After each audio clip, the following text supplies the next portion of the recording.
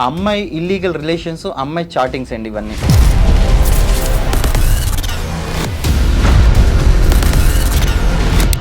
మనోడి దగ్గర ఈ ప్రూఫ్స్ అన్ని కనుక లేకపోయి ఉంటే సొసైటీ అందరూ కూడా ఆ అమ్మాయిదే కరెక్ట్ అని చెప్పి నమ్మేవాళ్ళు. ఒక వ్యక్తిని డీఫేమ్ చేయడానికనో లేకపోతే వాళ్ళ మీద ఉన్న పర్సనల్ గర్జు తీర్చుకోవడానికో,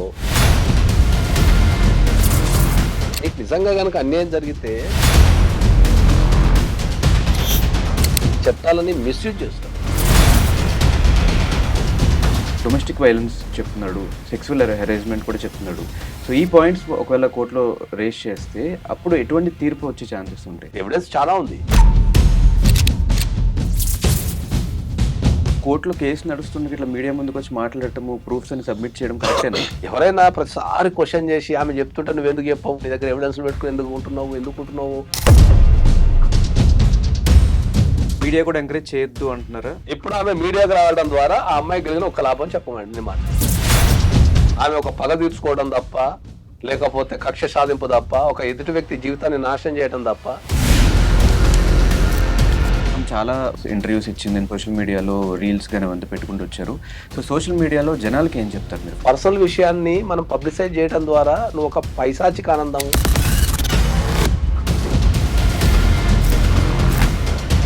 సోషల్ మీడియాలో నీ గురించి నెగిటివ్గా మాట్లాడుతున్నారు, నీకు మెసేజ్ పెడుతున్నారు. గుండెల్లో ఉండే బాధ మాత్రం బయటకు వ్యక్తం చేసి చెప్తున్నాను.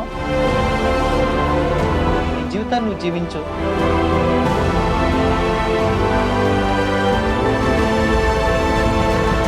రవి వర్షన్ తెలుసుకున్నాం. సో ఇప్పుడు ఆయన లాయర్ నాగేశ్వరరావు గారి వర్షన్ కూడా ఒకసారి కనుక్కుందాం. అండ్ ఇలాంటి ఇన్సిడెంట్స్ చాలా జరుగుతున్నాయి బయట. అండ్ ఎంతో కొంత ఇప్పుడు రవి ప్రూఫ్స్ అన్ని చూసిన తర్వాత, ఆయన ఆవేదన వర్షన్ చూసిన తర్వాత ఎంతో కొంత కరెక్ట్ అనిపించింది నాకు. సో ఒకవేళ ఆయన దగ్గర ఆ ప్రూఫ్స్ లేకుండా ఉండుంటే సొసైటీ ఎలా మాట్లాడుకునేది? సో ఇవంతా కూడా లాయర్ నాగేశ్వరరావు గారితో మాట్లాడుతాం. Hi sir. Thank you so much sir for coming. And ఇలాంటి ఇన్సిడెంట్స్ నేను ప్రీవియస్గా కూడా చాలా వరకు చూస్తూ వచ్చాము. ఒకవేళ మనోడి దగ్గర ఈ ప్రూఫ్స్ అన్ని కనుక లేకపోయి ఉంటే సొసైటీ అందరూ కూడా ఆ అమ్మాయిదే కరెక్ట్ అని చెప్పి నమ్మేవాళ్ళు. ఇలాంటి కేసెస్ ప్రీవియస్గా కూడా చాలా అయినాయి. సో దీని గురించి మీరు ఏం మాట్లాడతారు? డైవోర్స్ ఎగెనిస్ట్ వైఫ్ డైవోర్స్ వేసుకున్నాడు. ఓకే, అది వేసి కూడా దగ్గర ఒక 1 year అయింది. సో ఈ డైవోర్స్ వేసుకున్న తర్వాత ఇప్పుడు ఇది మీడియాకి వచ్చింది జనరల్గా. ఓకే, ఇప్పుడు నేను అందరికీ ఇప్పుడు మీడియా ముఖంగా అందరికి నేను చెప్పగలిగేది ఏంటి అంటే, ఈ మధ్య కాలంలో ఏంటంటే ఒక పర్సనల్ విషయాల్ని ఒక వ్యక్తిని డీఫేమ్ చేయడానికనో లేకపోతే వాళ్ళ మీద ఉన్న పర్సనల్ గర్జు తీర్చుకోవడానికో, లేకపోతే అదొక ఏ రకమైన మనం అనలేం కానీ ఈ మీడియాకు పర్సనల్ విషయాలు ఇవి ప్యూర్లీ ఇవి పర్సనల్ ఇష్యూస్ ఇవి జనరల్గా. ఇప్పుడు మనం చాలా ఈ మధ్య కాలంలో పాపులర్ అయిన చాలా విషయాలు మనం చూస్తే, ఒకటి వైజాగ్లో నక్షత్ర ఇష్యూ కావచ్చు, తర్వాత రీసెంట్గా రాజతరుణ్ లావణ్య ఇష్యూ కావచ్చు, తర్వాత ఇప్పుడు రవిది కావచ్చు, ఇంకా మధ్యలో కూడా చాలా వచ్చినాయి మనకు. మధ్యలో ఇంకా మనకు పేర్లు తెలియదు కానీ కొంతమంది యాంకర్లది వాళ్ళది కూడా చాలా మంది వచ్చినాయి. సో మనం చెప్పేది ఏంటంటే, ఈ దేశంలో ఎవరికన్నా అన్యాయం జరిగితే ఓకే, వాళ్ళకి న్యాయం చేయగలిగేది కోర్టు ఒకటే. ఓకే, మరి ఎవరైనా సరే వాళ్ళకి అన్యాయం జరిగినప్పుడు వాళ్ళు కోర్టుకెళ్ళి పోడాల్సింది పోయి ఈ మీడియా కూడా కూర్చొని దాన్ని మీడియా ట్రయల్స్ అంటారు జనరల్. దీన్ని ఎవరిది తప్పు ఎవరిది ఒప్పు అనేది మీడియా ట్రయల్స్ అంటారు. ఓకే, ఈ మీడియా కూడా కూర్చొని ఒక వ్యక్తిని బ్లేమ్ చేయటం వల్ల వీళ్ళకి కలిగే లాభం ఏముంది ఎవరికైనా? ఇప్పుడు మిగతా కేసులు అంటే నాకు సంబంధం లేదు అనుకుందాం, ఎందుకంటే మిగతా దాంట్లో నేను అడ్వకేట్ని కాదు, నాకు సంబంధం లేదు. ఇప్పుడు ఈ కేసు తీసుకుందాం, రవి కేసు తీసుకుందాం. ఇప్పుడు నేను ఈ కేసుని నేను టేకప్ చేసిన. సో నీ వైపుగా నీకు నిజంగా కనుక అన్యాయం జరిగితే నువ్వు కోర్టులో ఆల్రెడీ మేము కేసు వేసినాము, ఆ కేసులో పోరాడు. ఒక వ్యక్తిని బ్లేమ్ చేయడానికి, లేకపోతే ఒక వ్యక్తికి ఉన్న పరపతినో లేకపోతే తనకున్న ఇమేజ్ని డ్యామేజ్ చేయడానికి నువ్వు ప్రయత్నిస్తున్నావు కదా, అది ఎవరి మీద ఎఫెక్ట్ పడుతుంది ఫైనల్గా? ఇప్పుడు ఇవాళ నీకున్న ఆవేశం కోసమో లేకపోతే నీకున్న ఆవేదనో, అది మంచో చెడో ఏదో ఉంది కదా, దాన్ని ఇవాళ నువ్వు తీసుకెళ్ళి 10 మందిని కూడా పెట్టడం ద్వారా, ఇప్పుడు గత కొన్ని రోజుల నుంచి ఇష్యూ నడుస్తుంది.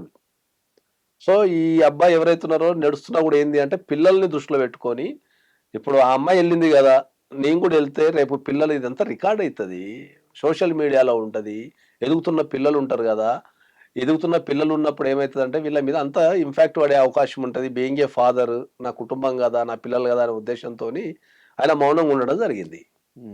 సో ఆ మౌనాన్ని ఎదుటి వ్యక్తి ఏమనుకుంటున్నా అంటే, చేత కాదు, పారిపోయిండు, లేకపోతే ఎవిడెన్స్ లేదు, లేకపోతే ఇంకా ఏదో అనుకొని మనం రెచ్చిపోయి యూట్యూబ్ ఛానల్లో కూర్చొని ఒక వ్యక్తి జీవితాన్ని మనం భంగం కలిగించడం వల్ల కలిగే లాభం ఏముంది? ఇప్పుడు మీడియా చేసే ట్రయల్స్ వల్ల వాళ్ళ వ్యక్తిగత జీవితాల వల్ల ఏమన్నా మార్పు వస్తుందా? ఉమ్, రాదు కదా. ఉమ్. సో మళ్ళీ ఇదంతా ఎక్కడికి వెళ్ళాలా? కోర్టుకే పోవాలి. మరి ఆ కోర్టులో ఆల్రెడీ ఎప్పుడో వెళ్ళిపోయినాం కదా. ఈవెన్ కోర్టు తీర్పు అయితే తెలియదు జనాలకి. వీళ్ళు issues ఎప్పుడో నీకు తెలిస్తే ఒక కానీ వ్యక్తి వల్ల కోర్టులో. అన్యాయం జరిగింది, ఉమ్, నువ్వు కోర్టుకెళ్ళి పోరాడు. ఉమ్, నీ పోరాటం ఎవరి మీద? వ్యక్తి మీద. వ్యక్తి మీద. నీకు అన్యాయం జరిగితే నువ్వు కోర్టుకెళ్ళు. There are N number of forums ఉన్నాయి ఈ కోర్టులో. ప్రతి ఆడవాళ్లకు ఉన్నన్ని చట్టాలు, ఆడవాళ్లకు అసలు మొగలకు ఒక చట్టం లేదు ఈ లేదు. దేశంలో. అవును, అవును. ఎందుకు సార్ మీకు లాయర్గా మీకేమనిపిస్తుంది ఇలాంటి చూసినప్పుడు? అంటే ఇప్పుడు కొద్దిగా మనం అంటే చట్టాలు అనేవి ఎప్పుడు కూడా మనకి ఏం చేస్తారంటే సమాజంలో జరిగే పరిస్థితులను బట్టి చేస్తారు. ఉమ్, ఒక సమాజంలో ఉన్న పరిస్థితులను బట్టి చట్టాలు రెడీ చేస్తారు. బేసికల్ గా ఆడవాళ్ళకి చట్టాలు ఎందుకు అనుకూలంగా ఉన్నాయి, లేకపోతే వాళ్ళకి అనుకూలంగా ఎందుకు రాశారు అనేది మనం చెప్పదలుచుకుంటే ఏంటంటే, వాళ్ళు ఒకప్పుడు ఫైనాన్షియల్ గా వీక్. ఒకప్పుడు, ఇప్పుడు సంగతి కాదు. ఉమ్, ఎందుకంటే మన భారతదేశంలో కల్చర్ ఏముంటది, మగవాళ్ళు పని చేయాలా, ఆడవాళ్ళు ఇంట్లో ఉండాలి. హౌస్ వైఫ్ ఉండి కుటుంబాన్ని, పిల్లల్ని, తల్లిదండ్రులు చూసుకోవాల్సిన బాధ్యత ఆడవాళ్ళకు ఉంటది. సో మనం ఒక 100 సంవత్సరాల క్రితం వరకు వెళ్ళినాం అనుకుందాం. ఒక 100 సంవత్సరాలు, ఒక 70 సంవత్సరాలు బ్యాక్ వెళ్తే ఉమ్, అప్పుడు ఆడవాళ్ళకు ఫైనాన్షియల్ ఇండిపెండెన్స్ అనేది లేదు. ఓకే, అదొక పాయింట్. రెండోది వచ్చేసిన తర్వాత మనం ఫిజికల్ గా చూసుకున్నా కొద్దిగా ఏది చూసుకున్నా ఏంటంటే ఆడవాళ్ళు వీక్ ఉంటారు కొద్దిగా. ఫిజికల్ గా వాళ్ళకి వీక్ ఉంటారు. రెండోది ఏంటంటే ఎక్కడైనా కూడా ఆడవాళ్ళకు సంబంధించి వాళ్ళని ఎక్కువ ఇబ్బంది పెట్టే అవకాశాలు ఎక్కువ ఉంటాయి. వాళ్ళు ఒక పని ప్రదర్శనకి వెళ్ళినప్పుడు లేకపోతే ఉన్నప్పుడు ఉంటుంది కాబట్టి వీళ్ళకు కొద్దిగా బీయింగ్ ఏ ప్రొటెక్షన్ ఇవ్వాలా అనే ఉద్దేశంతో. ఎందుకంటే మన లైఫ్ అనేది ఆడవాళ్ళతో స్టార్ట్ అవుతుంది. ఉమ్, మన బతుకంతా మళ్ళీ ఆడవాళ్ళతోనే ఉంటుంది. సో వాళ్ళు అంత మంచి ఆడవాళ్ళు ఎవరైతున్నారో వాళ్ళకు రక్షణనివ్వాలా, వాళ్ళని మంచిగా చూసుకోవాలా, రక్షణ ఇవ్వాలా అనే ఉద్దేశంతో చట్టాలు వాళ్ళకు కొద్దిగా ఫేవరబుల్ గా అనుకూలంగా పెట్టారు అంతే. మొత్తం వాళ్ళకేం ఫేవర్లేం లేవు చట్టాలు. ఉమ్, మన మగవాళ్ళ కంటే ఎక్కువ వాళ్ళకు కొద్దిగా ఫెసిలిటీస్ కానీ రక్షణ కానీ ఇచ్చారు. ఎవరైనా సరే ఆ చట్టాలని, ఇప్పుడు నేను ఒక విషయాన్ని ఓపెన్ గా అడుగుతా, చట్టాలను ఉపయోగించుకొని బాగుపడ్డ ఒక అమ్మాయిని చూపించమని చెప్పండి, చూస్తాను. లేరు. మరి ఇన్ని చట్టాలు చేసిన భారతదేశంలో నాకు తెలిసి నేను ఒకసారి మొన్న మా టీంతో లెక్కేసేటప్పుడు అమ్మాయిలకు సంబంధించి ఒక 16 ప్రత్యేకమైన చట్టాలు ఉన్నాయి. ఉమ్, 16 చట్టాలు ఉన్నాయి అమ్మాయిలకు ప్రత్యేకమైన చట్టాలు. ఉమ్. ఇప్పుడు మనకు రెగ్యులర్ మనకు గా ఒకటి కూడా లేదు. ఒకరు లేదు. రాజ్యాంగం అలా మళ్ళీ ప్రత్యేకమైన చట్టాలు మళ్ళీ అవి. ఇప్పుడు డొమెస్టిక్ వైలెన్స్ ఉంది, అది ప్రత్యేక చట్టం ఆడవాళ్ళకు. ఇప్పుడు 498 ఉంది. ఇప్పుడు 498 ఇప్పుడు మనం మారింది కాబట్టి ఇప్పుడు మనం 85 అనాలా బిఎన్ఎస్. పాతదేమో 498 అనేది ఐపీసీ. అది మనకు అదొక ప్రత్యేక చట్టం, అదొక ప్రత్యేక సెక్షన్ వాళ్ళకి. డొమెస్టిక్ వైలెన్స్ అబ్బాయిలకి లేదు. లేదు, కొట్టించుకోవడం ఇంకా. అంతే కదా. తర్వాత 125 సిఆర్పిసి ఉంది. 125 సిఆర్పిసి స్పెషల్లీ ఫర్ లేడీస్. తర్వాత sexual harassment at work place, అది వాళ్ళ కోసం సపరేట్ గా పనిచేసే అమ్మాయిలు వాళ్ళు వర్క్ చేసే ప్లేస్ లో ఏ రకమైన ఇబ్బంది కలగద్దు అని చెప్పేసి వాళ్ళకు ప్రత్యేక చట్టం ఉంది. తర్వాత అఫెన్సివ్ కి సంబంధించి ఒక చట్టం ఉంది. అమ్మాయిలు ఎట్లా పడితే అట్లా చిత్రీకరించడానికి లేదు, ఒక చట్టం ఉంది దానికి. ఇది ఎవరు తెలియదు. యాడ్స్ లో కానీ సినిమాలలో కానీ అమ్మాయిని ఎట్లా పడితే అట్లా చిత్రీకరించడానికి వీలు లేదు. ఎవరికన్నా అబ్జెక్షన్ అయితే దానిపైన మనం కేసేయచ్చు. అట్లాంటి చట్టాలు చాలా ఉన్నాయి. మరి ఇన్ని చట్టాలు ఉన్నా కూడా ఎవరికి ఎందుకు న్యాయం జరుగుతలేదు? ఎవరికి ఎందుకు న్యాయం జరుగుతలేదంటే వాళ్ళు చట్టాలని ఆధారపడట కంటే ఎక్కువ ఆ చట్టాలని మిస్యూజ్ చేస్తారు. ఆ చట్టాలను అడ్డం పెట్టుకొని మిస్యూజ్ చేస్తున్నారు. అది నేను చెప్పేది. ఇప్పుడు ఈ కేసే తీసుకుంటే సార్, మరి ఇప్పుడు మనోడు కేసులో డొమెస్టిక్ వైలెన్స్ చెప్తున్నాడు, సెక్సువల్ హెరాస్మెంట్ కూడా చెప్తున్నాడు. సో ఈ పాయింట్స్ ఒకవేళ కోర్టులో రేస్ చేస్తే అప్పుడు ఎటువంటి తీర్పు వచ్చే ఛాన్సెస్ ఉంటాయి? జనరల్ గా మన భారతదేశంలో ఏంటంటే ఇప్పుడున్న సమాజంలో చెప్తున్నా, గుర్తుపెట్టుకో, మళ్ళీ ఎక్కడ అంతా కన్ఫ్యూజ్ చేయకండి. ఇప్పుడున్న సమాజంలో అంటే ఒకప్పుడు ఆడవాళ్ళు ఇబ్బంది పడుతుండే, ఇప్పుడు ఆడవాళ్ళ వల్ల మగవాళ్ళు ఇబ్బంది పడుతున్నారు. అన్ని రకాలుగా రిలేషన్షిప్ లో కావచ్చు, after marriage, before marriage, casual relationship లో కూడా ద హైయెస్ట్ స్ట్రెస్ కానీ లేకపోతే వైలెన్స్ కానీ గురేది ఇప్పుడున్న సమాజంలో అబ్బాయిలే. ఓకే, కానీ అబ్బాయిలు ఎప్పుడు చెప్పుకోరు. అర్థమైందా? అది ఎందుకు చెప్పుకోరు అంటే ఏంటంటే మనం చెప్పుకోవడం వల్ల సామాజికంగా కావచ్చు లేకపోతే కుటుంబ సభ్యుల మీద కావచ్చు, మరి ఇది కూడా హ్యాండిల్ చేయలేవా అని టైపులా అవతల వ్యక్తి నుంచి మనకు అవహేళన కానీ లేకపోతే ఇంకా రకరకాల కామెంట్స్ వస్తాయి కాబట్టి మనం చెప్పుకోలేము. ఎందుకంటే ఇప్పటికీ ఈ సమాజంలో మనం మాట్లాడటానికి భర్తల్ని కొడుతున్న భార్యలు, భర్తల్ని కొడుతున్న భార్యలు కొన్ని వందల మంది ఉన్నారు, లక్షల మంది ఉన్నారు మన తెలంగాణలో. ఉమ్. కొడతారు డైరెక్ట్, తెలుసా మీకు? తెలుసు సార్. ఆ, ఉమ్. కొడతారు. తర్వాత సెక్సువల్ హరాస్మెంట్ చేస్తారు, వాళ్ళని సెక్సువల్ పరంగా హరాస్మెంట్ చేస్తారు, సామాజిక పరంగా హరాస్మెంట్ చేస్తారు. మనకున్న ఒక అతిపెద్ద దరిద్రం ఏంటంటే, ఏమో నేను పట్టుకొని సింపుల్ గా నువ్వు పనికిరావు రా అని సరిపోతుంది, తెలుసా నీకు? ద సేమ్ డైలాగ్ మనం ఇక్కడ కొట్టలేము ఆడోళ్ళకి. అవును సార్. ఆ? ఉమ్. నువ్వు ఒక అమ్మాయి ఇప్పుడు మాకు ఎదురే సమస్య చెప్తే, నువ్వు ఈ కేసు కాదు కానీ ఉమ్. మాకు రెగ్యులర్ ఎదురే సమస్యలు ఏమో తెలుసా? కొత్త పెళ్ళైన అమ్మాయి ఒక అబ్బాయిని బ్లేమ్ చేయాలంటే ఏం అవసరం లేదు, తెలుసా? జస్ట్ ఒక 1 month తర్వాత బయటకు వచ్చేసి వీనికి మిషన్ పని చేయాలంటే కథమే అయిపోయింది. ఇంకా సింపుల్ అది కదా. ఇంకా ఉమ్. ఇక ఒక మొగోని పట్టుకొని వీనికి ఇంపార్టెన్సీ ఉంది, వీడు సంసారానికి పనికిరాడు అని చెప్తే ఇక దాన్ని మించిన శిక్ష ఏముంటది? ఉమ్. సో నేను అనేది ఏంటంటే, ఇప్పుడు ఇప్పుడు ఈ అబ్బాయి ఇన్ని రోజులు ఎందుకు మౌనంగా ఉన్నాడు అంటే ఏంటంటే, సరే అవతల సైడ్ ఒక ఆడపిల్ల ఉంది. మన దగ్గర ఉన్న బ్యూటీ ఏంటంటే, మనం మళ్ళా ఎన్ని దెబ్బలు తిన్నా సరే మళ్ళీ ఆడపిల్లలకు గౌరవం ఇవ్వాల్సిందే మన దగ్గర. అవును. ఓకే, మన కల్చర్లో ఎప్పటి నుంచి కూడా నేర్పుతారు కాబట్టి ఎంత గొడవ అయినా ఏమైనా సరే మనం ఎక్కడో దగ్గర కొద్దిగా ఎమోషనల్ అవుతాం తప్ప ఓవరాల్ గా మళ్ళీ ఆడపిల్లలకు గౌరవం ఇస్తాం మనం. Yes. ఓకే, ఆ ఉద్దేశంతోనే ఆయన ఏంటంటే, ఆయన దగ్గర ఇప్పుడు ఎవిడెన్స్ చాలా ఉంది, అది బయట పెట్టడం 2 నిమిషాల పని. ఓకే, ఎవరైనా సరే ఇప్పుడు ఒక విషయం ఏంది అంటే, ఒక పిల్లిని కనుక మన రూమ్ లో బంధించి కొడితే ఊకుంటుంది అది, ఉమ్. ఊకోదు అది. సార్ కానీ ఇట్లా ఒక పక్కన కోర్టులో కేసు నడుస్తుండగా ఇట్లా మీడియా ముందుకు వచ్చి మాట్లాడటము, ప్రూఫ్స్ అని సబ్మిట్ చేయడం కరెక్టేనా? అవన్నీ చేయకూడదు జనరల్ గా. ఉమ్. జనరల్ ఏంటంటే ఒక మన కోర్టులో కేసు ఉన్నప్పుడు ఏంటంటే, మనం కోర్టు పరంగా చూసుకోవాల్సింది తప్ప ఈ మీడియా ముందుకు వచ్చి ఇవన్నీ చేయడం అనేది తప్పు. ఇంతసేపు నేను మాట్లాడేది అదే. ఉమ్. నీకు మీడియా ఎక్కడ కూడా న్యాయం చేయదు. ఇప్పుడు మనం మీడియాని కూడా ఏం తప్పు పట్టలేం. ఉమ్. ఒక ఇష్యూ ఎక్కడ దగ్గర రేజ్ అవుతుంది, ఎస్. ఆ రేజ్ అయినప్పుడు ఏంది, ప్రతి దగ్గర కాంపిటీషనే ఉంది. ఎస్. ఇప్పుడు ఒకరు ఇచ్చారు కాబట్టి ఇంకోళ్ళు ఇవ్వాలంటాడు అంతే. ఎందుకంటే బతుకుతారు అందరిది, ఫైటింగ్ ఫర్ ఎగ్జిస్టెన్స్ అంటాం మనం దాన్ని. ఎస్. ఓకే, ఉమ్. ఇప్పుడు ఒకడే కవర్ చేసుకుంటామని అనుకో, నేను తక్కువ అని వీళ్ళు కవర్ చేస్తారు. ఉమ్. సో మీడియా పని మీడియా చేస్తుంది. ఉమ్. మరి వీళ్ళు ట్రయల్స్ అంతా వీళ్ళే చేసేస్తున్నారు. మీడియా ట్రయల్స్ ఇప్పుడు అన్ని, ప్రతి కేసు మీడియా ట్రయల్సే. ఉమ్. సో మీరు చాలా డివోర్స్ కేసెస్ టేక్ ఓవర్ చేశారు అండ్ చాలా గెలిచారు. సో అందులో ఎక్కువ అబ్బాయిలకు ఫేవర్గా ఉన్నాయా, అమ్మాయిలకు ఫేవర్గా ఉన్నాయా మీరు చూసి? అంటే స్వతహాగా నేను అబ్బాయిలకు అమ్మాయిలకు అంటే ఏముండదు మనకు. నీ బీయింగ్ ఏ అడ్వకేట్ ఏముంటది అంటే ఏంటంటే, బీయింగ్ ఏ అడ్వకేట్ మనకు ఆడవాళ్ళు వచ్చినా మగవాళ్ళు వచ్చినా మనం ప్రొఫెషనల్ ఫీజు తీసుకుంటాం కాబట్టి then we need to fight for them. That is the advocacy. So ఎక్కువ మనకు కేసులు అయితే 2 రకాలు ఉన్నాయి ఇప్పుడు దీంట్లో మనకు. కానీ ఎక్స్ట్రీమ్ గా మీడియాకి వచ్చి ఒక వ్యక్తిని ఇబ్బంది పెట్టడం ఎందుకు అనేది మనం అడుగుతున్నాం దాన్ని. ఇప్పుడు నేను చాలా వరకు ఆయన ఆపినా కూడా, ఎందుకు మనం మీడియాకి వద్దులే పోనీ ఆమె చెప్పుకొని అని చెప్తాం. కానీ ఇప్పుడు సామాజికంగా ఏమైందంటే, ఈయన చాలా మందికి తెలుసు. ఓకే, ప్రపంచవ్యాప్తంగా మిమిక్రీతోని ఆయనకు అభిమానులు ఉన్నారు, అభిమానించే వాళ్ళు ఉన్నారు, ఫ్రెండ్ సర్కిల్ ఉంటారు. ఎవరైనా ప్రతిసారి క్వశ్చన్ చేసి ఆమె చెప్తుంటే నువ్వెందుకు చెప్పవు, ఆమె చెప్తుంటే నువ్వెందుకు చెప్పవు, నీ దగ్గర ఎవిడెన్స్ పెట్టుకుని ఎందుకు ఉంటున్నావు, ఎందుకు డిప్రెషన్లో పోతున్నప్పుడు ఆయన కూడా రాక తప్పటం లేదు. సో దానివల్ల ఇప్పుడు మీడియా ట్రయల్స్ ఆల్రెడీ పెండింగ్ ఉన్న కేసు. ఇప్పుడు మనం అందుకే ఏం చేస్తున్నాము, చాలా మందికి తెలియని విషయం ఇప్పుడు వాళ్ళు చెప్తా, నేను చాలా మందికి తెలియని విషయం చెప్తా. చాలా మంది చట్టాల మీద అవగాహన లేక వాళ్ళ జీవితాలని ఖరాబ్ చేసుకుంటారు. ఫస్ట్ మరి చట్టాల మీద అవగాహన అంటే ఏంటి అంటే నేను చెప్తా. ఇప్పుడు మనం ఎవరన్నా వ్యక్తి, ఇప్పుడు ఒక నేరం జరిగినప్పుడు ఎవరైనా నన్ను అరెస్ట్ చేస్తారన్న అవకాశం ఉన్నప్పుడు మనం వెళ్ళి కోర్టుకి వెళ్ళి యాంటిసిపేటరీ బెయిల్ తెచ్చుకుంటాం. అలా నేరం జరిగిందంట, ఆ నేరానికి నాకు సంబంధం లేదు, నన్ను పోలీసు వాళ్ళు అరెస్ట్ చేసే అధికారం ఉంది కాబట్టి నన్ను అరెస్ట్ చేయకుండా నాకు ఆర్డర్ ఇవ్వండి అని చెప్పి మనం కోర్టుకి వెళ్తాం. కోర్టుకి వెళ్ళినప్పుడు ఏమవుతుంది, నేరారోపణలు చూసేసి ఉన్నాయా లేవా చూసి కోర్టు ఏం చేస్తా అంటే, ఈ వ్యక్తికి సంబంధం లేనట్టుంది, సో ఈయన వచ్చినప్పుడు మీరు అరెస్ట్ చేయొద్దు, మీరు అరెస్ట్ చేసే అధికారం మీకు లేదు అని చెప్పి కానీ, అరెస్ట్ చేయొద్దని కానీ మనకు కోర్టు ఆర్డర్ ఇస్తుంది. దాన్ని యాంటిసిపేటరీ బెయిల్ అంటాం. ఇప్పుడు లేటెస్ట్ ఇష్యూస్లో ఏంటంటే, ఎవరైనా సరే ఒక సెలబ్రిటీ కావచ్చు, ఒక సమాజం చేత గుర్తించబడ్డ ఏ వ్యక్తి అయినా కావచ్చు, అతని మీద ఎదుటి వ్యక్తులు మీడియాకి వెళ్ళే అవకాశం ఉంది అనుకున్నప్పుడు కోర్టు నుంచి మీరు రిస్ట్రైట్ ఆర్డర్ తెచ్చుకోవచ్చు. తెలుసా మీకు? ఎవరు తెలియదు ఇది.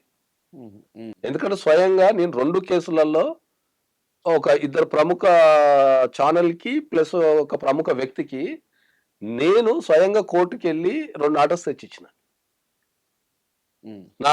ఈ ఫలాని వ్యక్తికి ఈ వ్యక్తి మీడియాకి వెళ్ళే అవకాశం ఉంది కాబట్టి ఆ వ్యక్తి మీడియాకి వెళ్లకుండా యూట్యూబ్ ఛానల్స్ కావచ్చు, శాటిలైట్ ఛానల్స్ కావచ్చు, ప్రెస్ మీట్స్ కావచ్చు, ఎనీ సమావేశం కావచ్చు, ఇంక్లూడింగ్ వాట్సాప్, ఎనీ ప్లాట్ఫామ్ మీద ఎక్కడ కూడా నా గురించి మాట్లాడడానికి లేదు. వాళ్ళకి ఏమన్నా ఇబ్బంది ఉంటే they can proceed legally, but they cannot publicise. అదే ఆర్డర్ తెచ్చుకోవచ్చు మనం ముందే. ఆ ఆర్డర్ కనుక తెచ్చుకున్నాం అనుకో, ఇంకెవరు మన మీద మీడియాకి వెళ్ళడానికి లేదు, మీడియా సంస్థలు ప్రశ్నించడానికి లేదు. ఇప్పుడు ఈ ఆర్డర్ మీద ఎంతమందికి అవగాహన ఉంది? ఎవరికి లేదు. ఉంటే ఎవరికి అసలు లేదు. అంతమంది మీడియా ముందుకే రారు ఫస్ట్. నేను అదే అంటున్నా, ఇది పర్సనల్ ఇష్యూస్. మీడియాని మనం ఎప్పుడు ఆపం, ఎందుకంటే మీడియా అంటే గౌరవం, మీడియా అంటే అన్ని ఉన్నాయి. కానీ మీడియాకి వచ్చరికి ఏంది, సామాజిక బాధ్యత అనేది ఒకటి ఉండాలా. ఇప్పుడున్న మనకు కాంపిటీషన్ వల్ల ఇంకా సామాజిక బాధ్యత ఏముంటది? అంత ఉరుకుడు పరుగుల జీవితమే కాబట్టి, ప్రతి ఒక్కటి కాంపిటీషనే కాబట్టి దాని బేరియర్ చెడిపోయేది, అంటే దానికి లిమిట్ అనేది వెళ్ళిపోయింది. సో మీడియా కూడా ఇది పర్సనల్ ఇష్యూని ఇంత సెన్సేషనల్ చేయాల్సిన అవసరం ఏముంటది? ఇప్పుడు నేను అనద్దు, అది మంచో చెడో నాకు తెలియదు. ఇప్పుడు ఒక లావణ్య రాస్తాడని కేసు ఉంది అనుకుందాం. అట్లాంటి కేసులు రాష్ట్ర వ్యాప్తంగా రోజుకి ఎన్ని అవుతాయి మీకు తెలుసా? వాళ్ళు ఫేమస్ కాబట్టి వాళ్ళ గురించి. వాళ్ళు ఫేమస్ అయిన మనుషులే కదా బా, దే ఆర్ ఫేమస్ మనుషులే కదా. వాళ్ళకి అదే చట్టం ఉంటది కదా, అదే కాన్స్టిట్యూషన్ కదా, అదే రాజ్యాంగం కదా, అదే పోలీస్ స్టేషన్ కదా. బట్ ఒక ఇన్ఫ్లుయెన్సర్ కదా సార్, రాజస్థాన్ పర్సన్ ఇలా చేస్తున్నాడు అని అంటే తెలిస్తే ఇద్దరు 100 సపోర్ట్ మందికి చేస్తాను. నేను మీడియా పాత్ర జనరల్ గా అడుగుతున్నా, సెన్సేషన్ గురించి అడుగుతున్నా. ఇక్కడ రాజస్థాన్ తప్ప లేకపోతే లావణ్య తప్ప అని మాట్లాడతాను నేను ఇక్కడ. నేను కూడా ఇక్కడ ఏంటంటే, మనం ఇక్కడ వచ్చిన సమావేశం మనం రవి గురించి వచ్చినాం. రవి గురించి వచ్చే క్రమంలో మనం ఏం చెప్తున్నాం అంటే ఏంటంటే, ఈ లేడీస్ ఎవరైతే ఉన్నారో వీళ్ళు ఎక్కువ మీడియాకు పోతున్నారు. ఒక కామన్ వ్యక్తి కాడ నుంచి స్టార్ట్ అయ్యి ఇప్పుడు మనకు ఈ ఒక్క కేసు పక్కన పెడితే చాలా చిన్న కేసులు కూడా, ఇంట్లో పెళ్ళమ్మగులు కొట్లాడుకున్న కేసులు కూడా తీసుకొచ్చి మీడియాలు కూర్చోబెట్టి ఇంటర్వ్యూలు తీసుకోవటము, దానిపైన ఇంటి మూడ పోయి ధర్నా చేసినప్పుడు కవరేజీలు చేయటము అనేది, ఇది భార్యాభర్తల ఇష్యూలలో. ఇప్పుడు జనరల్ ఒక రేప్ కేసు జరిగింది, ఒక సమాజానికి సంబంధించి రేప్ కేసు జరిగింది, లేకపోతే ఒక సమాజం సంబంధించి జరిగింది అన్నప్పుడు మీరు ఎంత కవరేజ్ తెచ్చుకోవచ్చు, అది టు ద పబ్లిక్ ఇవ్వాల్సిన అవసరం మీకు ఉంటుంది, మీరు ఇవ్వాలా యాజ్ ఎ మీడియా, ప్లస్ ప్రజలు తెలుసుకోవాల్సిన అవసరం ఉంటుంది. ఇవన్నీ పర్సనల్ ఇష్యూస్ కదా. ప్రతి కుటుంబంలో ప్రతి రిలేషన్షిప్ లో గొడవలు లేకుండా ఏ రిలేషన్షిప్ ఉండదు. ఎవరన్నా 100% మేము గొడవలు లేకుండా రిలేషన్షిప్ లో, అది వైఫ్ అండ్ హస్బెండ్ కానీ ఎనీ రిలేషన్షిప్ కానీ ఉన్నారు అంటే ఇక దానంతా బక్వాస్ అనేది ప్రపంచం లేదు ఉండదు. మీడియా కూడా ఎంకరేజ్ చేయొద్దు అంటున్నారా, లేకపోతే ఎంకరేజ్ చేద్దాం ఎవడు వింటాడు? ఇప్పుడు నేను కోర్టులో కేసు పెట్టామంటే అది మినిమం తెచ్చుకోమని చెప్తున్నా అందరికి. నేను కామన్ వ్యక్తి కూడా ఏంటంటే, కామన్ వ్యక్తి కూడా వెళ్ళి తెచ్చుకోవచ్చు అని చెప్తున్నా. నేను లీగల్ నాలెడ్జ్ ఇస్తున్నా. నీకు ఎదుటి వ్యక్తి మీడియాకి వెళ్ళే అవకాశం ఉంది, లేకపోతే ఎదుటి వ్యక్తి వచ్చి దౌర్జన్యంగా నా ఇంట్లో కూర్చునే అవకాశం ఉంది, ఎదుటి వ్యక్తి మీడియాకి వెళ్ళి నాది ఇమేజ్ డ్యామేజ్ చేసే అవకాశం ఉంది అన్నప్పుడు అట్లాంటి ఆర్డర్ తెచ్చుకుంటే ఇంకా మీడియాకి వెళ్ళాల్సిన అవసరం రాదు అని చెప్తున్నా. మన మీడియాని ఒక దగ్గర ఆపలేం కదా. ఇప్పుడు మీడియా అనేది విస్తృతం అయిపోయింది కదా. డెఫినెట్గా ఆపలేం. వాళ్ళ వర్షన్ ఏంటో మనం తీసుకోకుండా ఉండలేము ఎవరు. అదే అంటున్నా, అందుకనే కాబట్టి వీళ్ళు ఆర్డర్ తెచ్చుకున్నారు. వర్షన్ అంటే కోర్టులోకి వెళ్తే 3 years 10 years 15 years టైం పట్టేస్తుంది. మీడియాకి వెళ్తే జనాలకు ఒక క్లారిటీ వచ్చేస్తుంది. జనాలకు వచ్చే క్లారిటీ వల్ల పార్టీకి కలిగే లాభం ఏముందండి? ఇవాళ నేను ఆల్రౌండర్ రవి గురించే మాట్లాడదాము. ఆయన చాలా కష్టపడి పైకి వచ్చిండు. ఓకే, ఆయన తన కార్యక్రమాల ద్వారా కావచ్చు, తను ఇచ్చే షోల ద్వారా కావచ్చు, జనాలకు సుపరిచితము, వాళ్ళ ద్వారా ఎంటర్టైన్మెంట్ పొందుతాడు. ఇప్పుడు రవి జీవితంలో జరిగే విషయం మీద జనాలకు కలిగే లాభం ఏముంది, నష్టం ఏముంది? ఇప్పుడు జనాలందరూ కలిసి ఓటింగ్ చేసేసి రవి తప్ప లేకపోతే అమ్మాయి తప్ప అని చెప్పి తీర్పిచ్చేస్తారా? ఇక్కడి నుంచి మాకు డైవర్సిటీ నుంచి వెళ్ళిపోతాం, ఇంకేముంటుంది మరి ఇంకా. ఇట్లా కాబట్టి ఇప్పుడు ఆ అమ్మాయికి కలిగే లాభం ఏముంది? ఒక క్వశ్చన్ డైరెక్ట్ అడుగుతా నేను. ఇప్పుడు ఆమె మీడియాకు రావడం ద్వారా ఆ అమ్మాయికి కలిగిన ఒక లాభం చెప్పమండి, నేను మాట్లాడతా. ఆ అమ్మాయికి కలిగిన ఒక లాభం ఏముంది?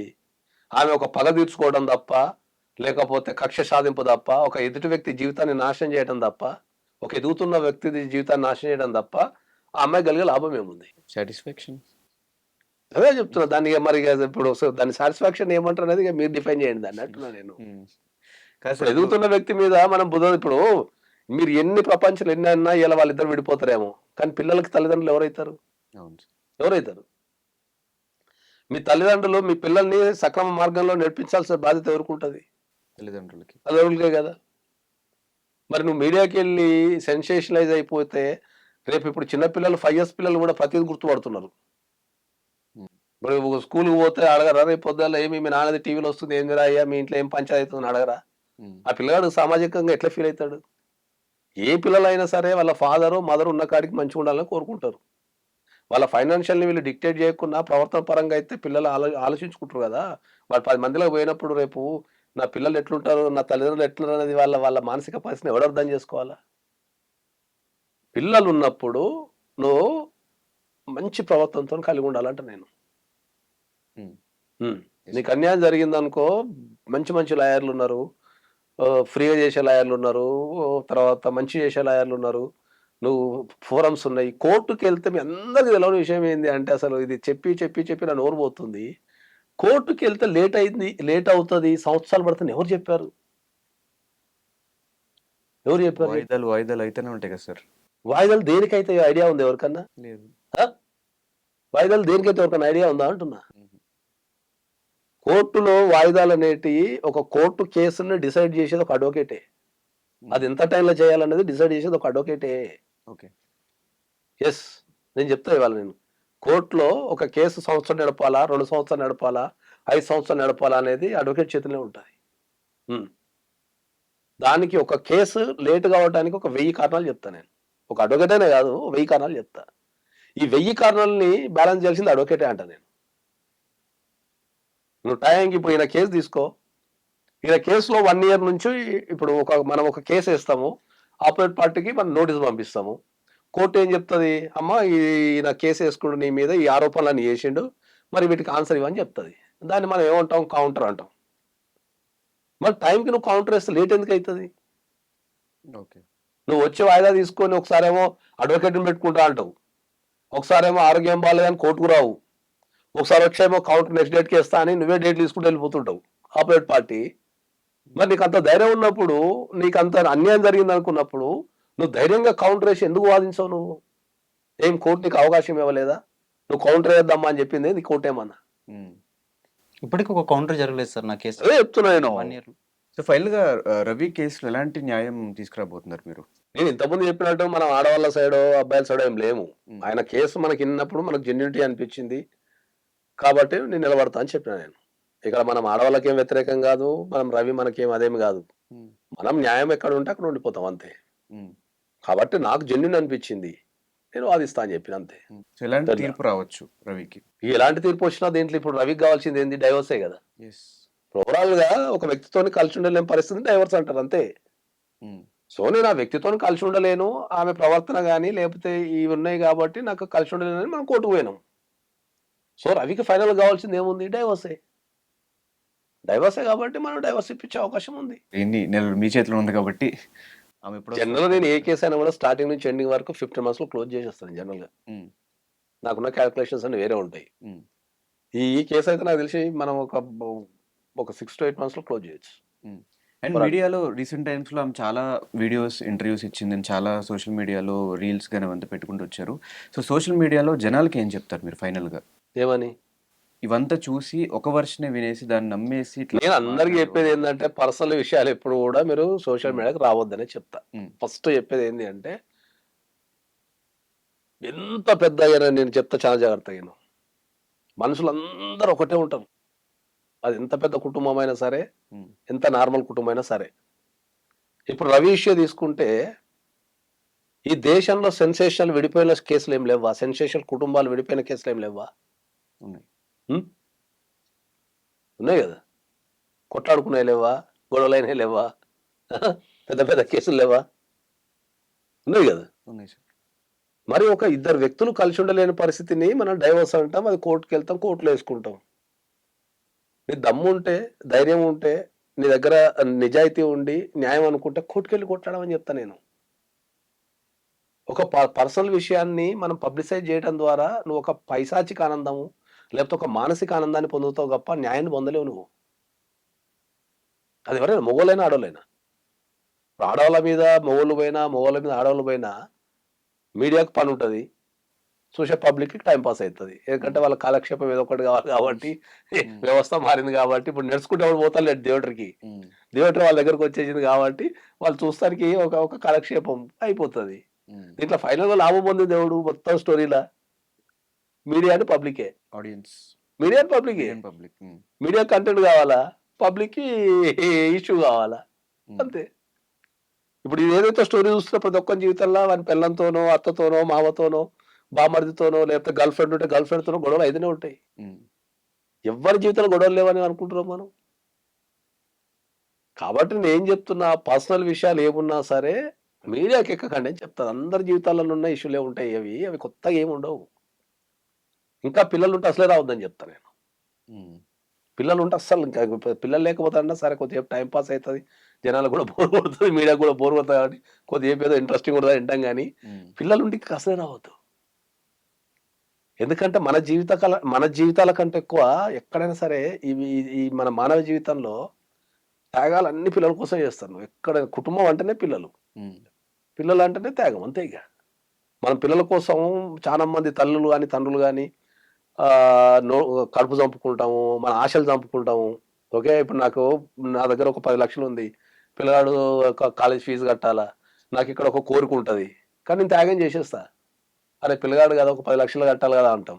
లేదు, మన దగ్గర రూపాయి లేదు, పిల్లగాడు ఉంటాడు ఇంట్లో, పిల్లు ఉంటుంది, ఆడపిల్ల ఉంటుంది, అరే బంగారం కొనుక్కోవాలనో, బట్టలు మంచి వేసుకోవాలనో, మంచి స్కూల్లో చదివించాలని ప్రతి తల్లిదండ్రులు కోరుకుంటుంది. మీరు వీటి మీద ఎక్సర్సైజ్ చేయకుండా పోయి మీడియాలో కూర్చొని మీరు వాళ్ళకి ఏం బహుమతి ఇస్తున్నారు మీరు? అంటే మీ నాన్నమ్మ అమ్మ ఇది కాబట్టి ఇప్పుడు ఆమె ఆరోపణలు వేయాలా, మనం ఆరోపణలు వేస్తే ఒకసారి కామెంట్స్ ఉంటాం, 2 సార్లు కామెంట్స్ కూడా, 3 సార్లు, 5వ సారో 6వ సారో మనం అయితే మళ్ళీ లేచి కౌంటర్ వేయాల్సిందే కదా. ఇప్పుడు ప్రతి కౌంటర్ వేసుకుంటా పోవటం వల్ల ఏం ఉపయోగం ఉంది? మీడియాలో రికార్డ్ అవుతుంది, పోతూనే ఉంది అది. ఇంకా ఇవన్నీ మళ్ళీ మీడియా డిలీట్ చేసుకుంటూ కూర్చుంటుంది. సో ఫైనల్గా రవి, ఎలాంటి న్యాయం కోరుకుంటున్నావు, ఎలాంటి న్యాయం ఎక్స్పెక్ట్ చేస్తున్నావు? ఎవరైతే సోషల్ మీడియాలో నీ గురించి నెగిటివ్గా మాట్లాడుతున్నారు, నీకు మెసేజ్ పెడుతున్నారు, వాళ్ళకి ఏం చెప్దాం అనుకుంటున్నాను? నేను ఇన్ని రోజులు ఆ మెసేజ్ల ద్వారా, అంటే నేను అందరూ అట్లా కొంతమంది ఆ మీడియా వాళ్ళు కూడా తెలియకుండా, కొన్ని మీడియా ఛానల్ అయితే కొంతమంది అయితే కనుక రవికి రెండో పెళ్లి, రవికి ఆల్రెడీ మొదటి పెళ్లి అయిపోయింది అంటే అమ్మ అసలు ఏం చూపించాల, షోస్ చూపించాల, ప్రూఫ్స్ లేవు, ఏమి లేకపోయినా కూడా విపరీతం థంబ్లైన్స్ పెట్టడం. నాకు వచ్చే మెసేజ్లు లిటరల్గా చెప్పాలంటే ఒక ఆడపిల్లగా మనం ఆడలేం, మగవాడికి అంత స్ట్రాంగ్ కాబట్టి ఆడంత ఆడోడు, కానీ గుండెల్లో ఉండే బాధ మాత్రం బయటకు వ్యక్తం చేసి చెప్తున్నాను. దయచేసి ఇలాంటి పూర్తి విషయాలు ఎటువంటి ఆధారం లేకుండా ఎవరైనా వచ్చి మీడియా ముందు ఏడ్ చేసి నటించేస్తే అదే నిజాలు అనుకొని ఒక వ్యక్తిని దయచేసి జడ్జ్ చేయకండి. దయచేసి వాస్తవాలు నిజ నిజాలు తెలుసుకోండి. సో నేనేంటంటే వెనకాల నా ఫ్యామిలీ, మా అమ్మ ఎంత బాధపడతారో ఆవిడ బాధను తట్టుకోలేక నేను బయటకు వచ్చినా తప్ప ఒకళ్ళు తప్పు చేయాలనో ఒకళ్ళని ఏదో చేయాలని నేను రాలేదు. అండ్ నేను ఆ అమ్మాయి తప్పు చేస్తూ ఈరోజు నన్ను తప్పుడు వ్యక్తిగా చిత్రీకరించింది. ఎవరు ఏంటో తెలుసుకున్నారు కదా. ఆ అమ్మాయి ఎక్కడికి వెళ్ళినా సరే అమ్మాయి మాటలు నేను ఆధారాలతో సహా చూపించాను. Voice calls and video calls and messages and new video calls and మొత్తం A to Z రికార్డ్స్ సహా ఒకరితో కాదు నలుగురితో తను ఉంటూ నేను 15-20 మందితో నేను ఇట్లా ఉన్నానని చెప్పేసి నేను ఒక వ్యభిచారి లాగా, ఒక మోసగాళ్ళలాగా సమాజంలో చిత్రీకరిస్తే కష్టపడి పైకి వచ్చాను కదండి, తట్టుకోలేకపోయాను. ఎక్కడికి వెళ్ళాలో చూస్తున్నారు. దయచేసి వాస్తవాలు మీరు తెలుసుకున్నారు కాబట్టి నేనేంటంటే కనుక ఇన్ని రోజులు కూడా ఎక్కడ కూడా నేను బయటకు రాలేదు. ఆ అమ్మాయి మీడియాకి ఎక్కింది, ఆ అమ్మాయి నా ఫ్యామిలీ మీద 498A సెక్షన్స్ పెట్టింది, ఆ అమ్మాయి బయటకు వచ్చింది, ఆ అమ్మాయి దాడులు చేసింది, ఆ అమ్మాయి నా ఫ్రెండ్, క్లోజ్ ఫ్రెండ్కి నాకు అక్రమ సంబంధాలు అంటకట్టి ఆ అమ్మాయిని చెడ్డ చేసింది, ఆ అమ్మాయి ఇంటి మీద దాడులు చేసింది, నా మీద హత్యా ప్రయత్నాలు చేసింది. ఇవేంటి ఆధారాలు? ఎవరు వచ్చారండి? సంవత్సరం పాటు కోర్టులో అట్లీస్ట్ ఒక కౌంటర్ కూడా నువ్వు ఇవ్వలేని దానివి, ఆన్సర్ చెప్పలేని దానివి ఈరోజు మీడియా దగ్గరకు వచ్చేసి ఎందుకు వెళ్తున్నావు అంటే దానికి గల కారణం, ఒక బిగ్ షోలోకి నేను ఇంటర్వ్యూకి వెళ్ళి సెలెక్ట్ అయిన విషయం నీకు తెలిసి ఉంటుంది. నా రెప్యుటేషన్ తీయడం కోసం చెట్టు పేరు చెప్పుకుని ఆ కాయల్ని అమ్ముకునే నువ్వు ఈరోజు నా పేరును ఉపయోగించుకుని మార్కెట్లో నువ్వు ఒక సానుభూతి పొందడానికి, ఒక ఫేమ్ అవ్వడం కోసమో దయచేసి ఇలాంటి చేయబాకు. నీ జీవితాన్ని నువ్వు జీవించు, నా పిల్లలు నాకు ఇచ్చేసే.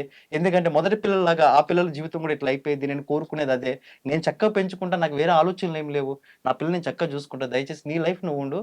నేను ఏదున్నా సరే కనుక చట్ట ప్రకారంగానే లీగల్గానే 1 year నుంచి ఫైట్ చేస్తున్నాను తప్ప నీ మీద ఎటువంటి దాడులు నేను చేయలేదు, నీతో ఇప్పుడు మీడియా ముందుకు రాలేదు నీ గురించి. సో నేను అదే కోరుకునేది. నేను I fight for justice, I fight for న్యాయం కోసం నేను పోరాడతాను అంతే. Yes, thank you so much. Thank you so much.